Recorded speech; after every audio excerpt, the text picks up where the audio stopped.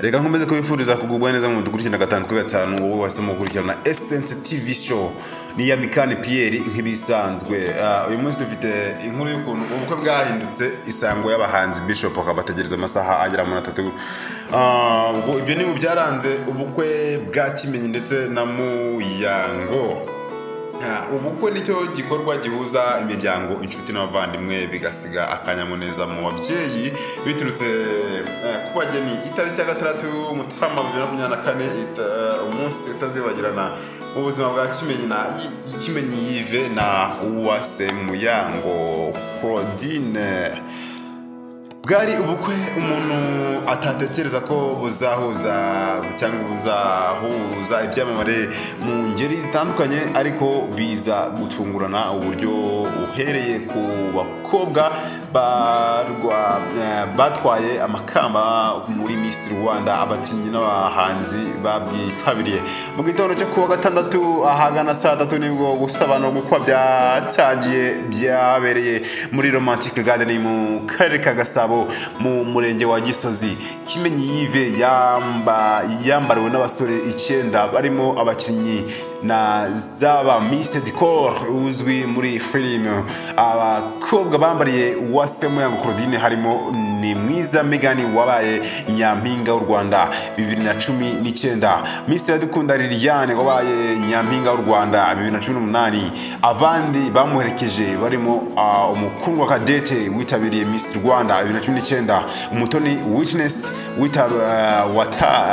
wabaye igisonga cya mbere cya Miss Rwanda 2021, Mushombakazi Jordan witabiriye Miss Rwanda muri 2019, Pierre Damien Nkurunziza wamaye nka Maji niwe wasabye umugeni. Mu gusaba no gukwa yaryoheje umuhango ku buryo wumvaga buri wese adashaka ko birangira vuba kubera ikinyarwanda kiryoheye amatwi yakoresheje.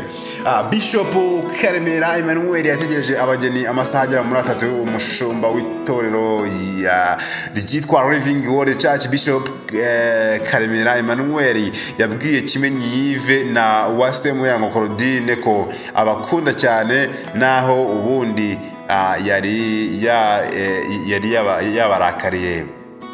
Ibi yabivuze ari kwigisha ijambo ry'Imana ry'impamba y'ubuzima ku rugo rwabo. Yasubiyemo kenshi ko abageni bamutindije akageraho ashaka gutaha, ariko kubera urukundo bakunda akihangana agakomeza akabategereza.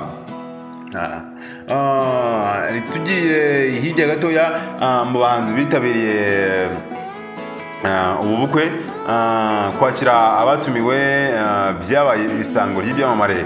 Ku mugoroba wa tariki ya 6 Mutarama 2024 nibwo muri Romantic Garden habereye umuhango wo kwakira abatumiwe. Umuhanzi Victoire Rukotana yatsunguye abageni abaririmbira indirimbo ateganya gusohora kuwa gatanu tariki ya 12 Mutarama 2024. Ni indirimbo yitwa Umwiza w'ibuhoro ari muri gakondo.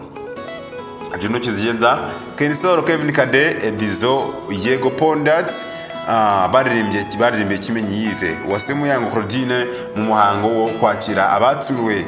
Abandi bahanzi bari bahari barimo Platini P Bushari wari kumwe n'umugore we Ange na Pamela n'abandi. Isimbi Alliance wamamaye nka Alia Kuru yari aherekejwe na James umucurangira umutekano ahantu hose yabaga yicaye cyangwa se aho yabaga yerekeje. Ni nako byagenze ubwo bajyaga mu kabyiniro ka Inferno Lounge Bar. Byari bigoye kwegera Alia Kuru.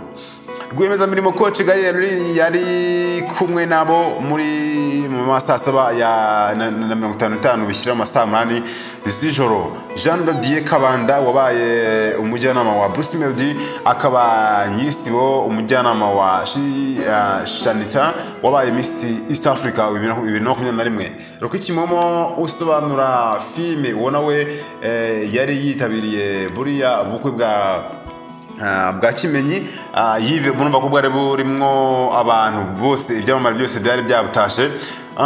DJ Tricky niwe wavanze imiziki kuva mu gusaba no gukwa bigeze mu kwakira abashyitsi, afatanya na DJ Brian kabisa.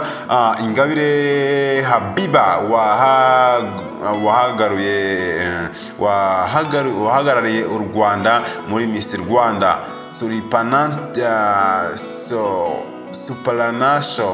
Supranational Young Grass n'abandi. Ubukwe bwa Kimenyi Yves na Muyango Claudine bwabaye nyuma y'imyaka 4 babana, ndetse mu wa 2021 bibarutse imfura y'umuhungu yanabutashye. Ngira ngo murumva ko ubukwe bwari bugushyushye kandi bwari bukomeze neza. Ubwo abasore rwose bari bambariye Kimenyi Yves binjiranaga ahabereye umuhango wo gusaba no gukwa. Abantu batangiye kugenda kugera ahabereye umuhango w'ubukwe. Byari ibintu byiza cyane, ngira ngo uko mugenda mubona ku mafoto hari hameze neza cyane, hari ahantu rwose hameze neza hatuje. Reka mbashimire mwe mwese mukurikirana Essence TV show. Amakuru yacu nagaruka. Ciao ciao.